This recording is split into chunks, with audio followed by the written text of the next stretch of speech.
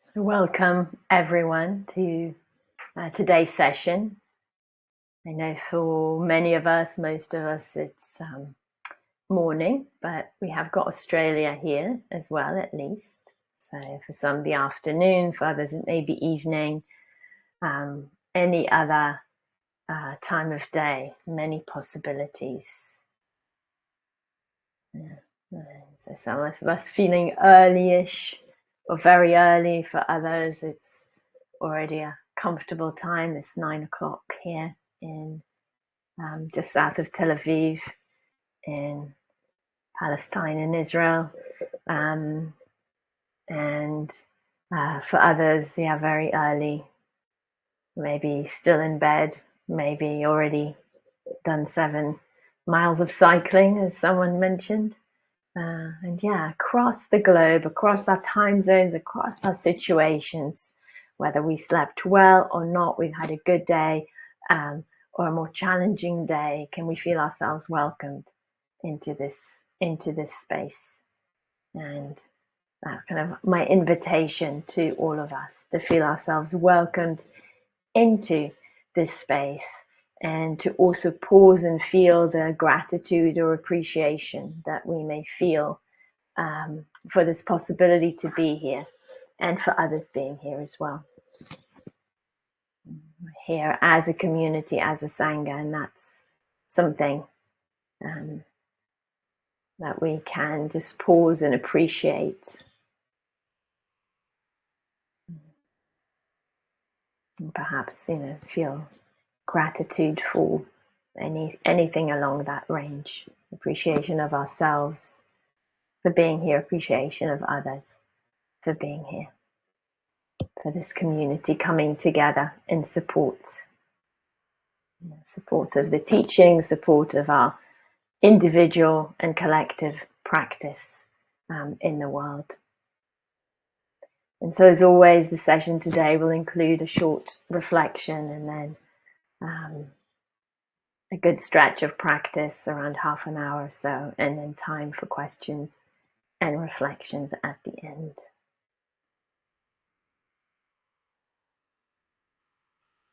So, this theme of wholehearted presence continues to flow with us. Whether you've been or listened to the previous sessions or not, you're welcome here. Not going to be reliant on having listened to the previous sessions. And we've been touching these qualities that support presence, that support meeting our experience in ways that reduce the habitual resistance and rejection, and allow more responsiveness in how we attend. And so we've looked at wholeheartedness, that sense of just meeting this moment as fully as we can, and including the entirety of our experience, how we're showing up in a moment as part of walking this path. And this willingness to meet also the more challenging times or the more challenging aspects, as well as the beautiful. We've been exploring gentleness, we've been exploring curiosity and interest as ways that support wholehearted presence. And we've also been exploring this quality of faith or trust, confidence in the path and in ourselves on the path.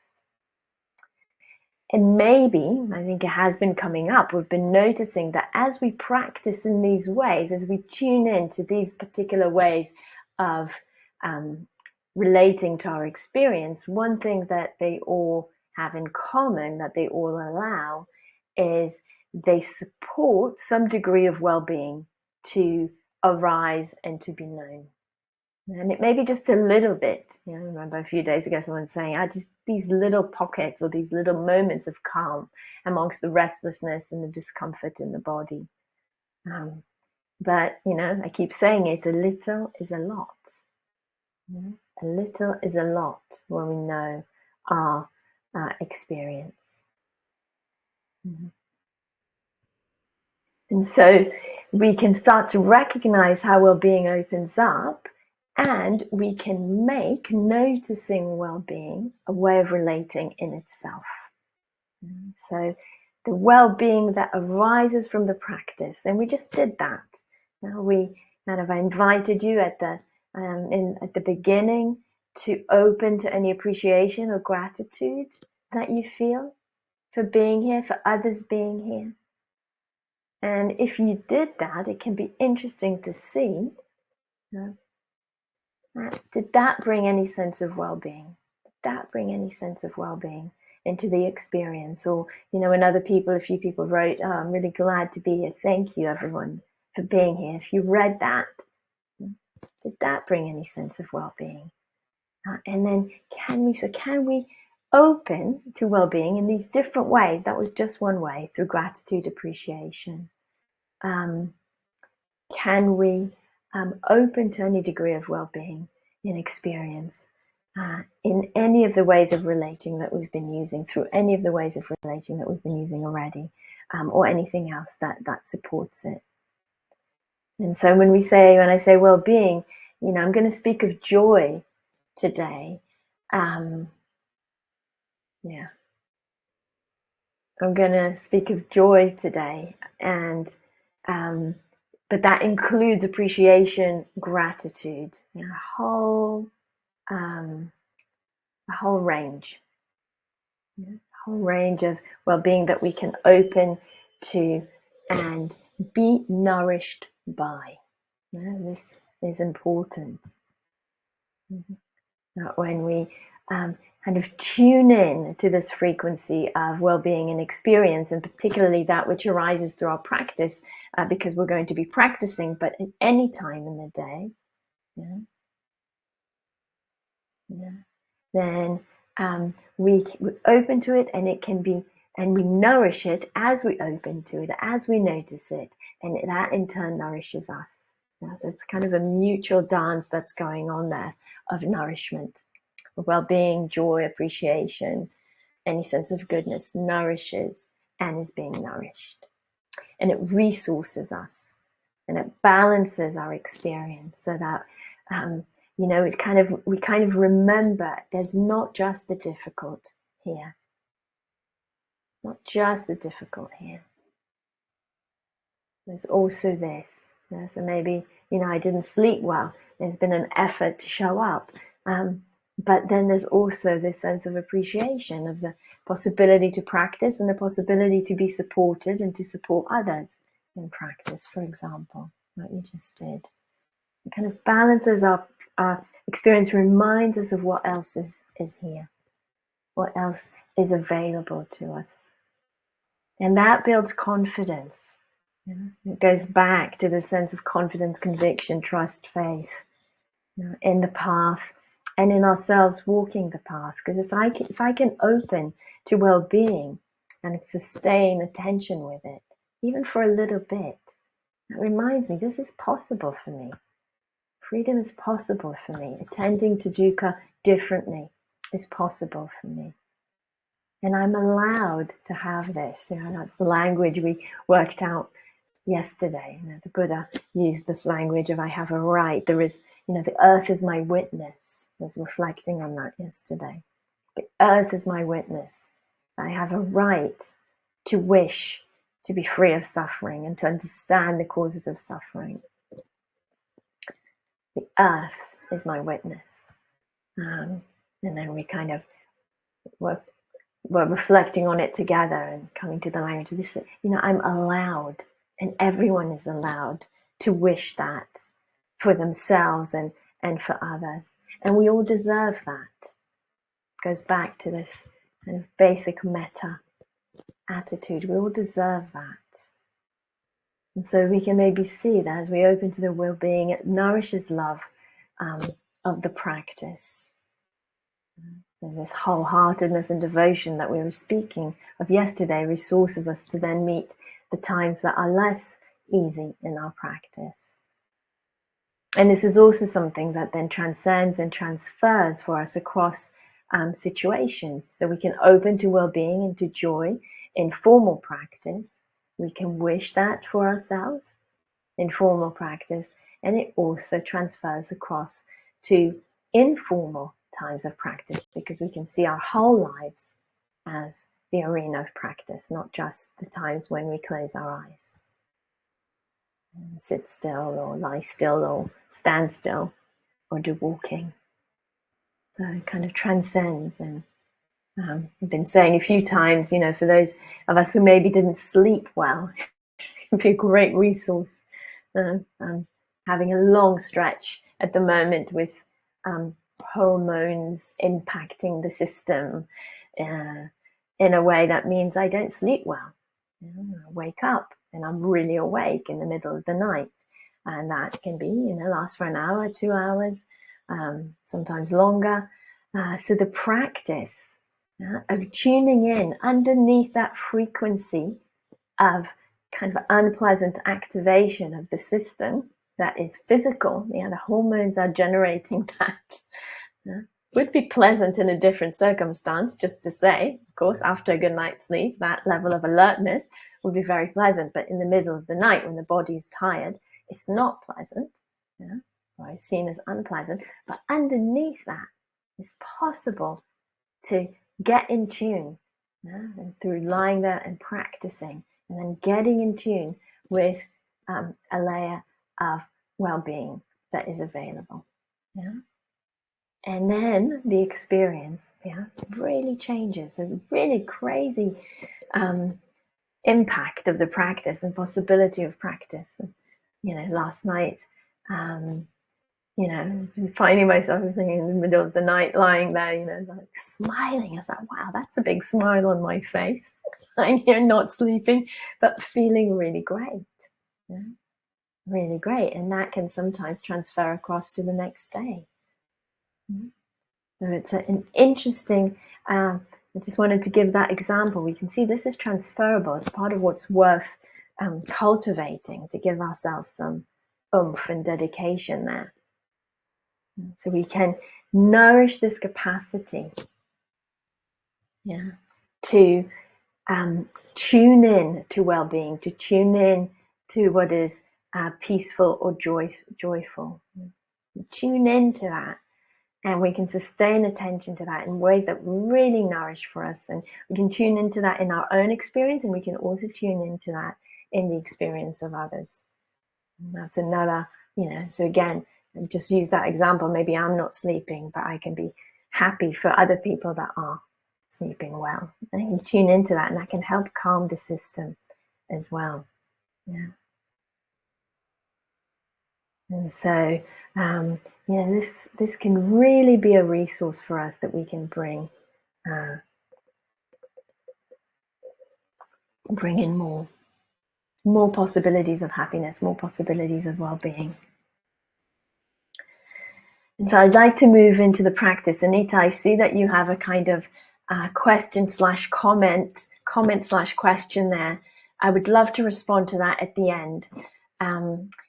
If I don't do it straight away, if you don't mind reposting it after the meditation, then we'll reflect on that together. It's an important question and comment.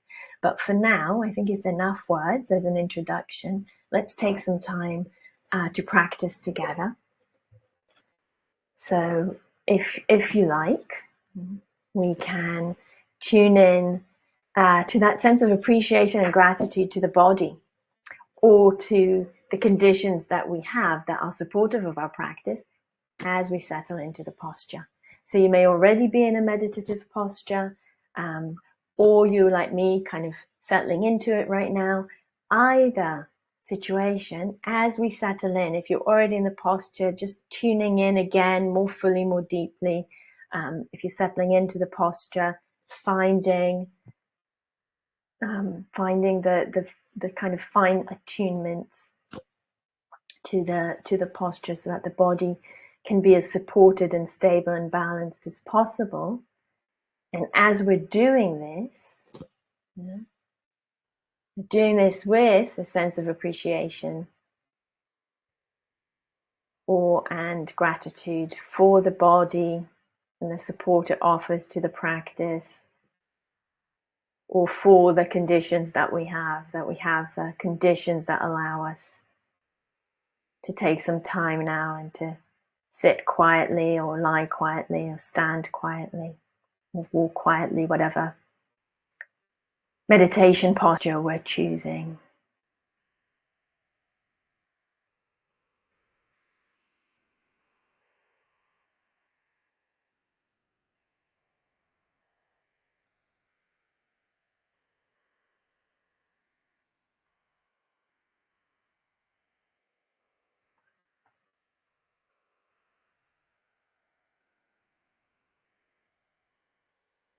So we're attuning to the posture, and we're also, as we're doing that, we're inviting the awareness more fully and deeply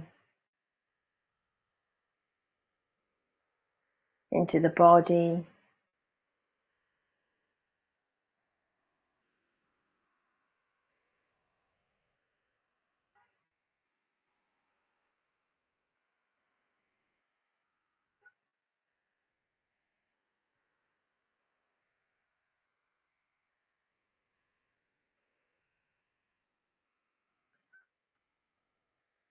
You might, if it's helpful, use the sensations of contact between the body and that which supports the body to gather and collect the awareness in the body.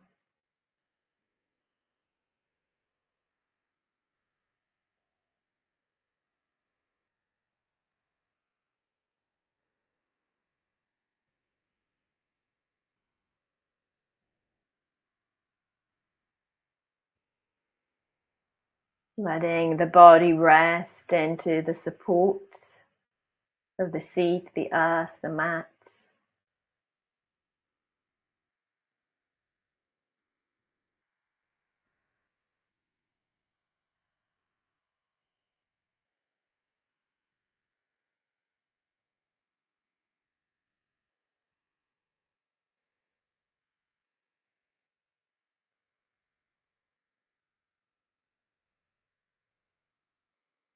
If you're in a sitting or standing or walking posture, just checking if there's a realignment that's needed, so you're not leaning forward too much.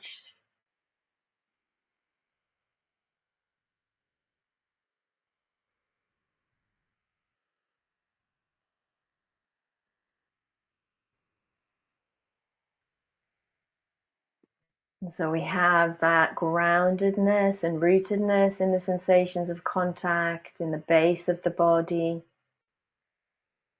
And we also have this opening and softening of awareness through the body.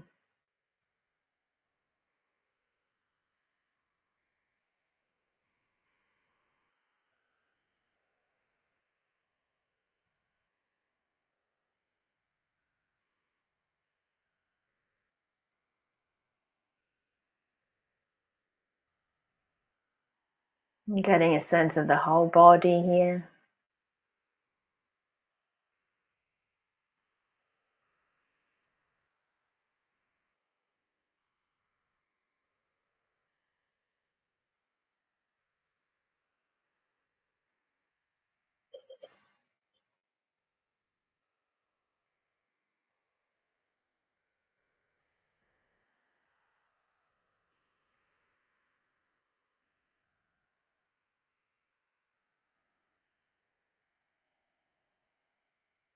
And we can open to an anchor that's helpful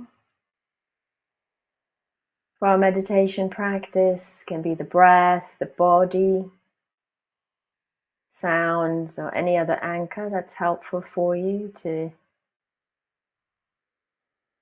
work with, to gather and collect the attention with.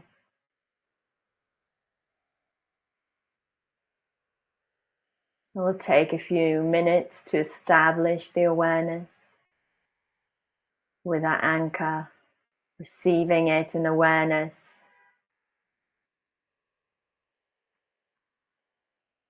keeping awareness grounded in the body and open and soft through the body as we receive the breath, the body sensations, or the sound in awareness.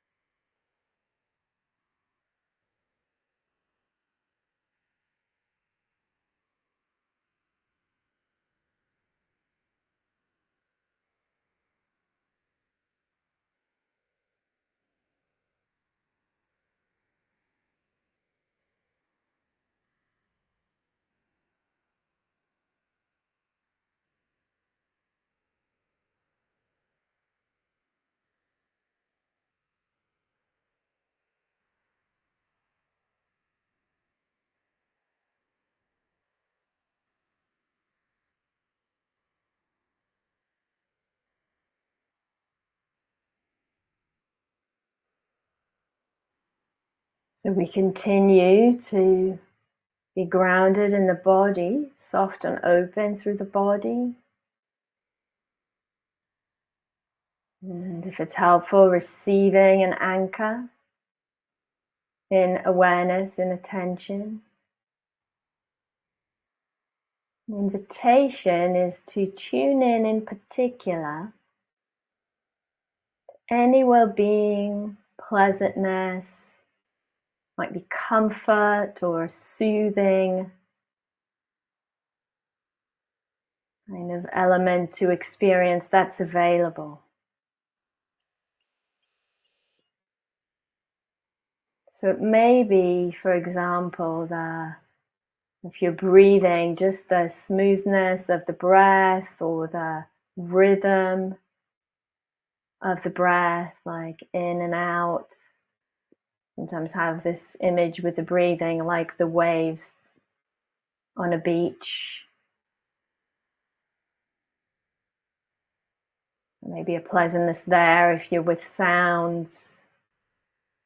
If that's your anchor for this time. And maybe again just the flow, the movement of the sounds.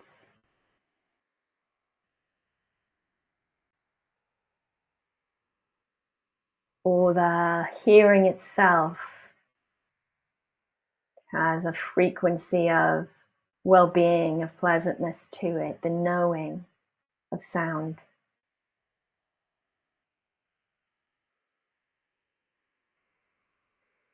Might equally be somewhere in the body, or the sense of the soft, open awareness through the whole body that actually feels nice to some degree. So checking for yourself with curiosity and gentleness, like we've been doing, not rushing, with wholeheartedness. What aspect of experience right now that's available?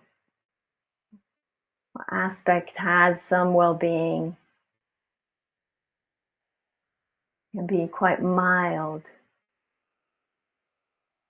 can be quite pronounced. Doesn't matter, there's no hierarchy there. We just want to tune into that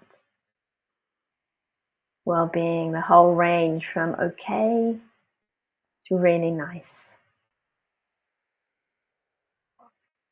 From soothing, if that feels good right now, to energizing, if that feels helpful.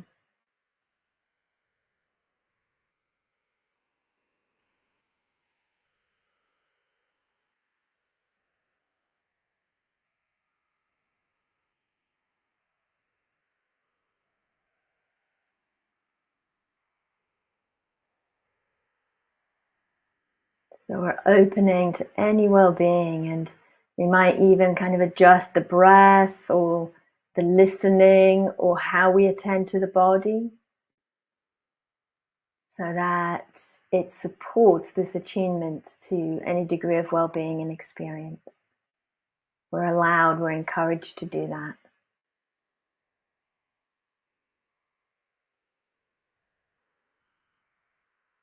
So again, let's explore that for a few minutes in silence.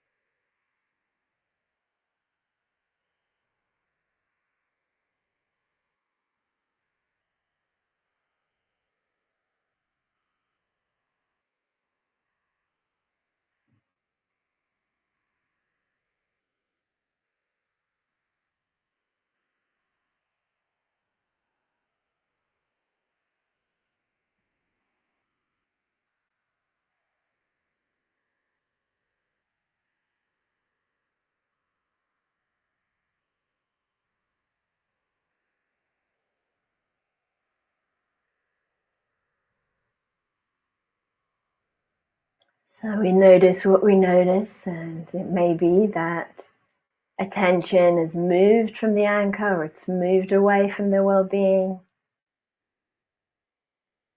And we don't make a big deal out of that if that's the case. Whether there's distraction or we're still with the well-being, we kind of re-establish, deepen the contact of attention with any well-being that's available to us right now. Any degree of okayness, of comfort, of nourishment.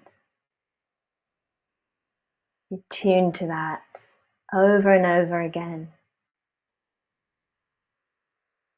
Sometimes it can be helpful to invite a gentle smile to the face. That can also bring a sense of well-being.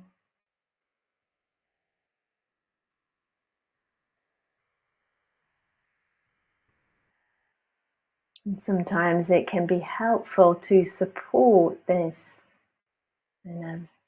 meeting of the well-being in experience with phrases, with words. I'm just going to suggest a few, but don't feel like you have to use them. It's just another vehicle for supporting the intention, open to well-being, but there's another way that's working for you. You don't have to include this. Continuing to be grounded in the body, contact with that which supports the body, the softening and opening of awareness through the body. And then any well-being, either directly in the body or through the anchor of attention that you're using.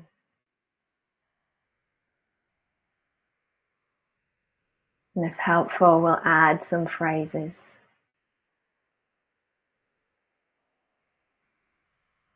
May I appreciate the joy I experience.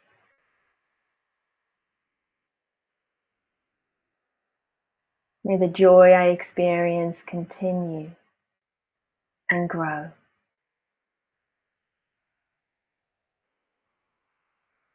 May I be filled with joy and gladness.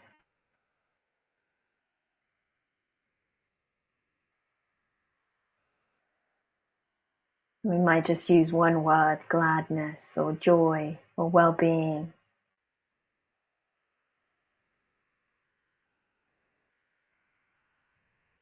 To support us in staying attuned. So let's have a longer period of silence now to explore this in your own way.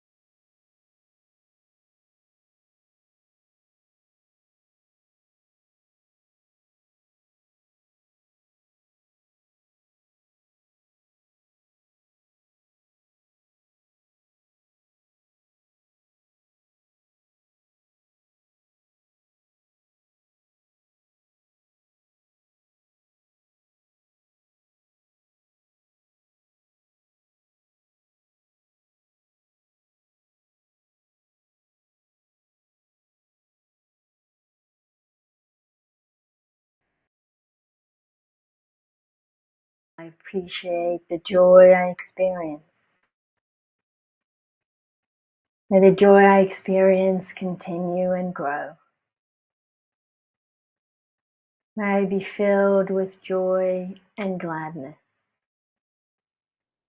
Wherever you find yourself, attuning to this possibility of well-being, whether it's a tiny ember or a welcoming fire of joy, and everything in between. Opening, letting yourself be nourished by any comfort, well-being, pleasantness, okayness that's here, available right here and now. Opening, receiving, enjoying, like plants drinking in the rain, like the earth soaking in the rain, the nourishment.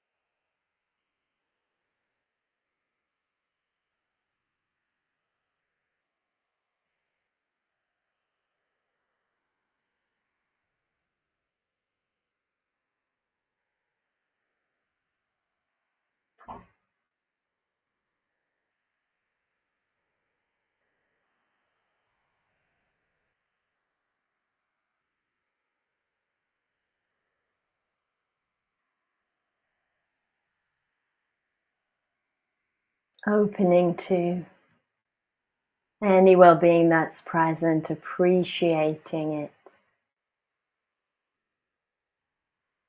letting it in, letting it nourish,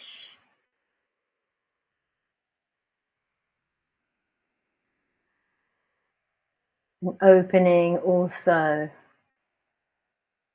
to everyone here practicing together. The sense of sharing in this joy, sharing in this well-being, wishing it for others, offering it to others, and enjoying the joy and the well-being of others.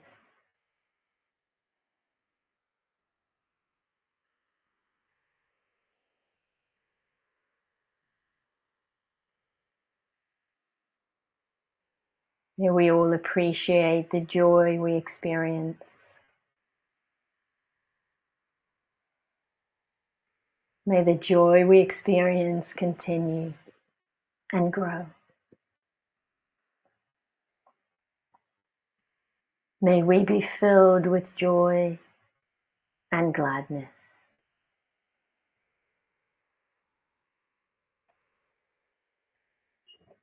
Feeling that network of well-being connecting us all in mutuality, nourished by each other's joy and well-being, appreciating the presence of others, offering our own joy and well-being to them as a support.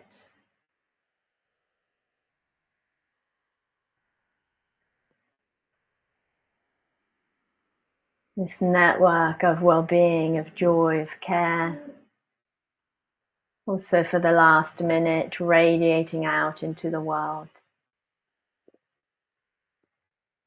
And the wish for this practice to be a support for the well-being and the welfare of all beings everywhere.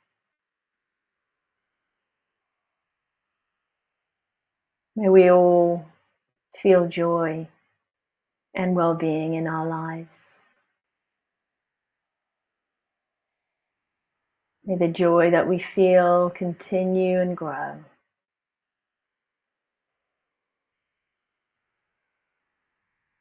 May all beings everywhere be filled with gladness, held in gladness.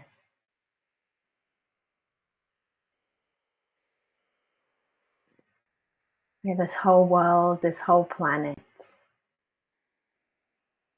be a space of freedom,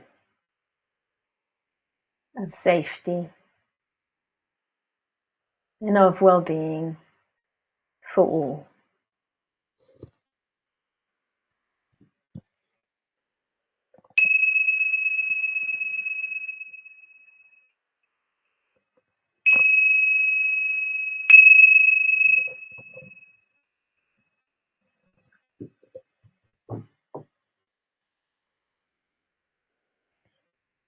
So please take your time and don't rush.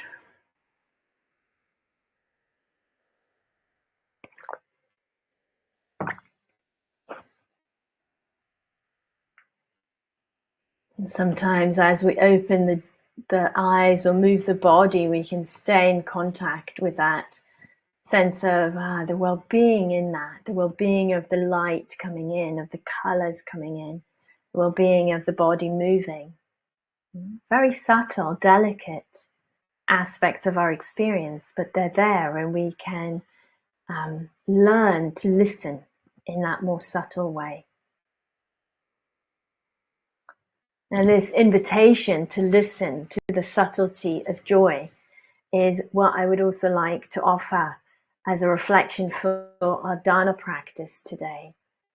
So as you know, these sessions are offered freely. That's the meaning of Dharma, offered freely without a price. And there's the invitation for all of us to participate in this movement of mutual support. Yeah. So when something is offered freely, it does not mean that it doesn't have value. It's quite the opposite. Yeah. Teachings are offered freely because they are so precious, because it's impossible to put a price on them. And so that invitation to participate in supporting the costs of Sangha Life, of putting on these sessions, those to be met, supporting myself in my livelihood. I live from Dharma. That's my primary source of livelihood. Whatever I have is offered to me freely by others. And so today with this practice, and maybe you can already see with my smile, it's a real practice of joy. A real practice of joy. And that means that we include, if we haven't got a lot to give, can we give that joyfully? Because it's not about the amount. It's about the movement of the heart and that movement of participation through us. And so can we feel the beauty of that movement? Can we feel the beauty of that invitation?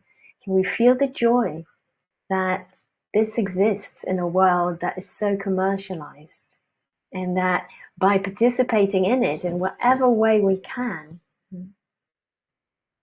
we are supporting that movement of the most precious things being available to everyone. And can we feel the appreciation and the joy of that and for that?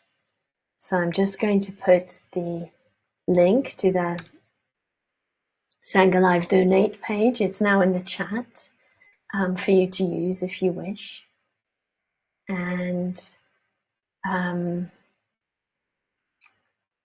The next thing that we'll open to is questions and reflections. What was it like for you to open to well-being, to open to any aspect of experience that feels okay or nice or soothing or comforting or joyful?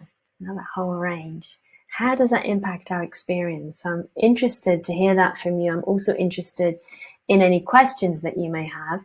And you can put any of that question reflection in the chat. Please just begin it with the word question in capitals, or reflection if you prefer in capitals, and then I'm kind of makes it easier for me to see it. So it's an act of generosity and dana towards me.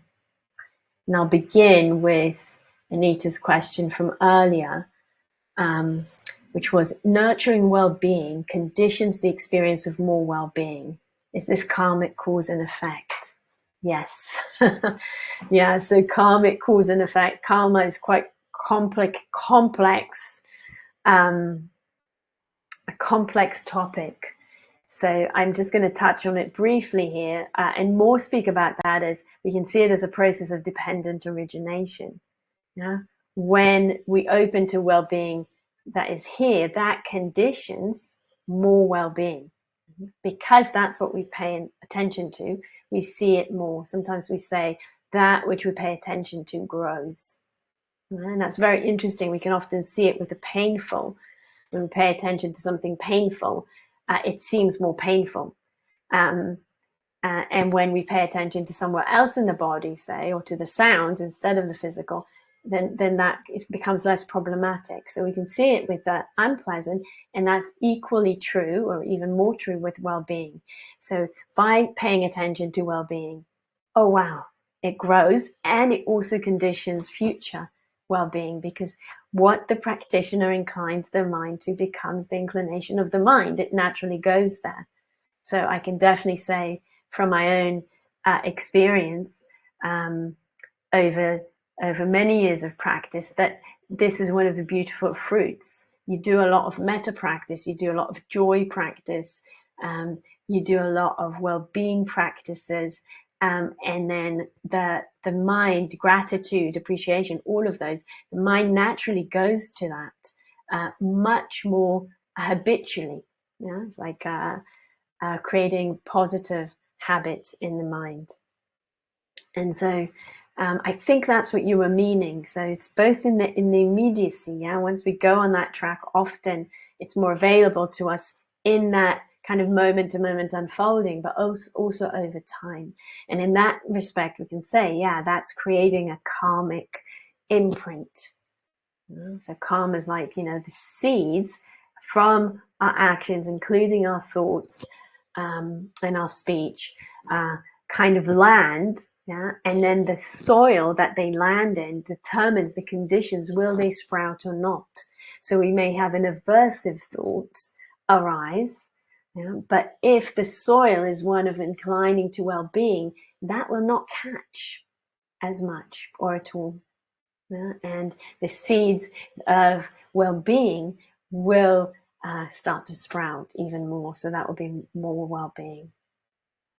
Hopefully that responds, Anita. It's very beautiful. Reflection question there. Yeah. How does cultivating joy and gladness relate to the area of wanting something? How can it be in a healthy way? Yeah, so I think what I'm hearing, and correct me if I'm not understanding you correctly, Frederic, is that often, say we're opening to something pleasant in the body, and it's pleasant, and then we notice that we want it to stay, or we want more of it. Yeah, or a calmness in the mind in the meditation, and then the natural wanting for that to last. So first of all, accepting that that's a natural movement. The mind will latch on to everything and anything if it can. And this is part of why we're practicing with this wide body awareness and the grounding, because we can notice that movement of contraction that comes with the wanting something in an unhealthy way, with trying to make it last, or trying to pull it towards us, or with the resistance. We notice it much more if we have kind of awareness of the subtler aspects of the body. And then we can open out again, and that releases that clenchedness. So we can really enjoy something. Now, when we think about deep moments of joy in our lives, how much grasping is there? Not much. Yeah, when we're really happy. So even just like you're really laughing at something, yeah, it's not much clenchedness there. There's not much contraction. There's not much trying to hold on. We're actually really enjoying it in the moment. So kind of using also those experiences to bring that sense of, yes, that wanting something is not always unhealthy. You know, we want awakening. We want to be free of suffering, right? Those are wholesome. But if we start grabbing onto them and getting tight around them, then that does not actually, it's counterproductive. It doesn't actually lead to what we want. So then we want to be able to relax that, to keep that fire of the wholesome wants, the wholesome desires, but to unclench and relax that contractedness around them. So hopefully that helps, Frederick. I see we have a couple more questions. Grounding downwards into sitting opens me to the warmth of this bodily experience of breath and being. Much ease, a lovely way to open to gladness of the experience. However, I notice at time it disappears and a hardness of heart replaces the joy. It seems like changing this requires decision and patience. Any thoughts on this? Beautiful reflection, Kaz. Yeah.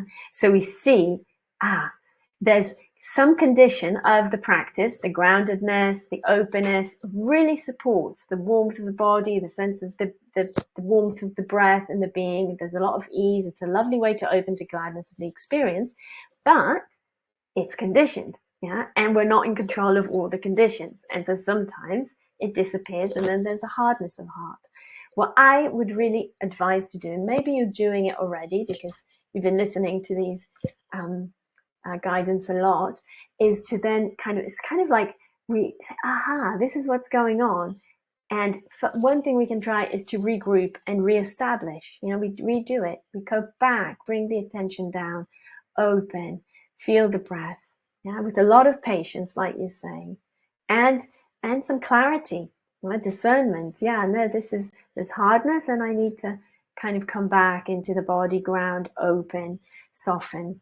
Sometimes there'll be layers of hardness and contraction. It also relates to the previous question that we can't actually, that will not release. Whatever we do, there will be a layer of hardness that's there. Meet it with compassion. This is the sister quality to joy. Meet it with compassion, hold it in compassion and tenderness. Yeah. And that in itself has a degree of well-being that we can then nourish and be nourished by. So hopefully that responds, Kaz. And another question, what if we couldn't feel joy or well-being and instead felt discomfort and then felt inadequate for not being able to feel joy? Yeah, a bit of a downward spiral, absolutely. And that does happen. So sometimes a couple of responses there. Sometimes a particular practice just isn't meeting the conditions in that moment. And then we can just put it down and do something else that feels more appropriate. Yeah, so maybe just the simplicity of just being with the breathing or being with the sounds, and that kind of calms and nourishes. And brings a degree of well-being and that relative calming and nourishment. So that's always an option, always an option. Another option is to notice that you're saying this like a house of cards that is building, yeah, one thing on another. And so it's not working, and then we get tense around the fact that it's not working, and then we feel inadequate that it's not working. So seeing if we can relax the body, open and soften and ground, and we stay with that as much as possible, and we notice any minute kind of easing of discomfort that arises. Yeah. And sometimes it can also be, maybe the discomfort is in the body, changing to sounds or changing to metta practice, different anchor may be helpful to take us out of the body where the mind's inclination is so strong to focus on the discomfort. So hopefully that was helpful, Josie. So we have a couple more reflections. I enjoyed tapping into a soothing, nurturing rhythm of the breath that brought a sense of warmth and well-being in complete body, heart, and mind. Yeah. Beautiful. Thanks, Claire. And then from Catherine, I used to see joy and metta as somehow wiping out pain, sadness, desire, etc. Nowadays, I find the phrase Christina Feldman uses in the midst of this very helpful in being aware of joy alongside pain, sadness, and so on. And so I change the way I meet these things and they transform. Absolutely. Yeah. Broadening, widening the perspective. Been visiting friends in Palestine recently, and someone was asking me, how do you not get distressed? The situation is getting worse and worse there, like day by day at the moment. How do you not get distressed? How do you not get overwhelmed? And I said, because they are teaching me how not to do it, because they have exactly this capacity that you're talking, not everybody, but many of my Palestinian friends that you're referring to, Catherine, and Christina's referring to, of being able to find the joy in the children, in the trees, in the good things in their lives, alongside the very distressing circumstances that they're living in. And so remembering that is incredibly helpful. So I see there's one more reflection. I'll stay with it, but we're kind of reached our hour together. So wanting to bid farewell to all those who wish to go or need to go at this time. Wishing you well. Tuning into any well-being through the day can be really beautiful. And we will be here again tomorrow for the last session of this week. Go well, everyone.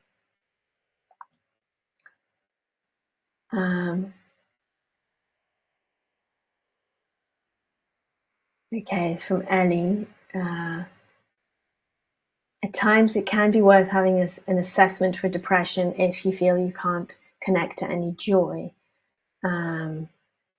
Yes, and of course that's always, if we know that we're working with that, or it may be helpful to get an assessment of that, then yes, definitely worth doing, and using multiple ways of attending to our experience. Meditation practice is only one. Wonderful. Thank you, everyone, and go well. I'll see you tomorrow. Take care.